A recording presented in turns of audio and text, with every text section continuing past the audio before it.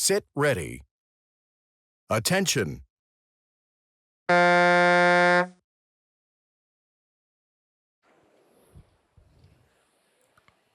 Meie ees on A-vanuserühma tüdrukud, nemad on 17-18 aastased ja siin siis taas erinevate Balti riikide nii-öelda maavõistlus.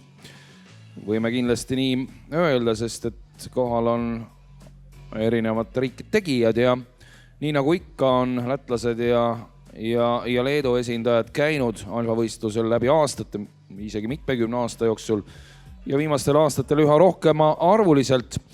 Näeme praegu, kuidas leedulanna Kooda numbril 13 on seda sõitu läinud juba päris võimsalt juhtima. Tema edu lähimate jälitajate ees on juba paadipikkuse võrra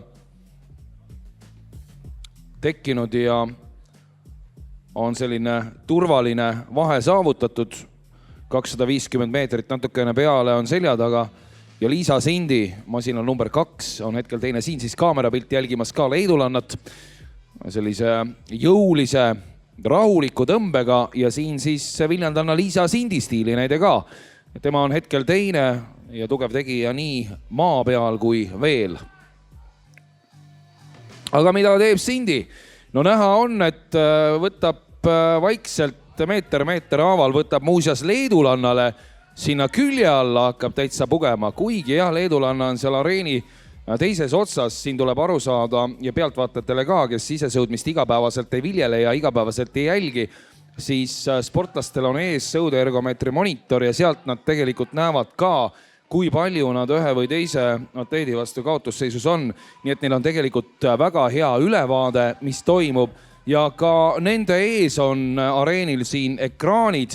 Siin on 3 suurt ekraani, mis on terve selle pikkuse peale siis ära jaotatud, nii et neil on väga-väga hea ülevaade konkurentide tegemistest ja nüüd on näha, kuidas siis Liisa Sindi on tõesti vägevalt võtnud ohjad enda kätte. Numbril 2 ta liigub ja leedulanna on väsimas. Väga selgelt on näha, et on hakanud järele andma ja kas see nüüd viib selleni, et konkurent kaasmaalanna Ausra hakkab teda siis nüüd ohustama. Ja seal veel ka Kabia Stasatüte, tema ka on Leedust. Nii et kas nüüd Eesti tütarlaps Liisa Sindi Viljandist suudab suure sõudema konkurentidele vastu seista? See lõpp läheb põnevaks, nüüd on 200 meetrit natukene peale jäänud minna ja nüüd hakkab finiši sirge piltlikult öeldes pihta.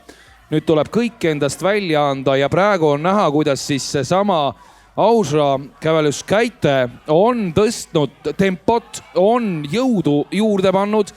17-18 meetrit kaotusseisuna, see vahe on piisavalt pikk, et Sindi pääseb puhta nahaga sealt ja hoiab leedulanna vastu positsiooni ja see tuleb küll väga võimas sõit eestlanna Viljandi sõudja Sindi poolt. Seista Leedu karmidele rivaalidele niimoodi vastu, minna distantsi poole pealt ette, teha vahe sisse ja seda hoida ja milline suurepärane tulemus. 3.29,9 Liisa Sindi on alfa võitja. Palju õnne Liisale ja tema taustatiimile ja klubikaaslastele.